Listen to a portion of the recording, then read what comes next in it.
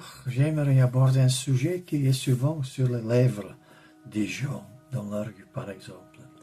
Après avoir salué quelqu'un, on commence à parler de la météo, du temps. Est-ce qu'il fait un mauvais temps, un beau temps, etc. Il fait du vent, il fait froid, il fait chaud, et ainsi de suite. En plus, il y a les gens qui sont des élites qui font peur quand ils parlent de le réchauffement de la Terre.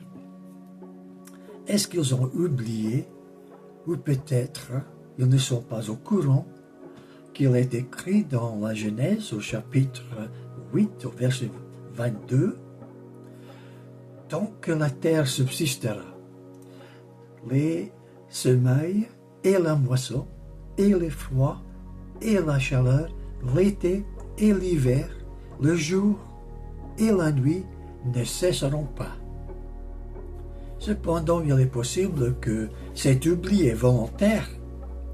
Il a longtemps bénéficié du fruit venant de cette terre. Par exemple, écoutez la parole de Dieu, Actes chapitre 14. Dieu n'a pas cessé de rendre témoignage à ce qu'il est par le bien qu'il fait. Il nous envoie du ciel les pluies et les saisons fertiles. Il vous comble de nourriture et remplit votre cœur de joie. Ah, on devrait être reconnaissant, n'est-ce pas? Après tout, qu'est-ce que l'homme? Qu'est-ce que l'homme? Peut-il arranger la météo pour qu'elle soit toujours agréable pour nous personnellement? Impensable. Mais savez-vous que Dieu gère la météo? Il gère l'univers. Écoutez ces versets tirés de la Bible. Dans Proverbe chapitre 30, au verset 4, « Qui a rassemblé le vent dans les creux de ses mains? Qui a serré les eaux dans un manteau? » Ou encore, Ésaïe 40, au verset 12, « Qui a mesuré les océans dans les creux de sa main, etc. » Oui, on peut dire que la réponse n'est pas difficile à dire. Après tout, Dieu a fait arrêter le soleil. Oui, vous avez bien entendu. Dieu a fait arrêter le soleil pour aider son peuple. Écoutez ce qui est écrit dans Josué chapitre 10 au verset 12 dans la Bible. Alors, Josué parla à l'Éternel et il dit en présence d'Israël, « Soleil, arrête-toi sur Gabaon, et toi, lune, en la vallée d'Ajalon. » Et le soleil s'arrêta, et la lune demeura où elle était. Mais écoutez bien, cela n'est-il pas écrit dans les livres de Jassar? Oui, c'était bien écrit. La preuve est là, écrit il y a longtemps. Ainsi, nous constatons que Dieu, c'est lui qui est en contrôle du vent, du soleil, en fait, de toutes choses à l'égard de la météo, à l'égard de l'univers. J'ai cité tout à l'heure ceci. Tant que la terre subsistera. Tant que la terre subsistera. Par conséquent, on peut compter sur lui pendant cette période de subsistance, malgré les instruments et la pensée des hommes à l'égard du climat, à l'égard de la météo. La puissance et le pouvoir divin sur la nature s'est manifesté d'une manière remarquable il y a presque 2000 ans. Par exemple, à la naissance d'un enfant, pendant la vie de cette personne, et à la mort et résurrection de cette personne, le Seigneur Jésus. À sa naissance, une étoile guidait les mages d'Orient. Et ils ont vu quelque chose d'extraordinaire pour eux. Ils ont vu un enfant, le roi des Juifs, à qui ils ont rendu hommage. Mais cet enfant est devenu un homme. Et un jour, dans sa vie, le vent soufflait fort et les vagues de la mer ont fait peur à ceux qui étaient dans une barque, dans une tempête. Sauf une seule personne qui était en train de dormir. Vous voyez? Les disciples l'ont réveillé, n'attendaient pas la suite, car le Seigneur Jésus a repris le vent et dit à la mer, « Fais silence, tais-toi. » Et il avait un grand calme. À la fin de sa vie, cet homme si humble, si puissant, a été rejeté par la nation, cloué à une croix. Et après 3 heures sur la croix, en plein midi, la terre a été couverte par les ténèbres pendant 3 heures. Pendant ces 3 heures douloureuses, il a porté nos péchés. Il a souffert le juste pour les injustes, pour nous amener à Dieu.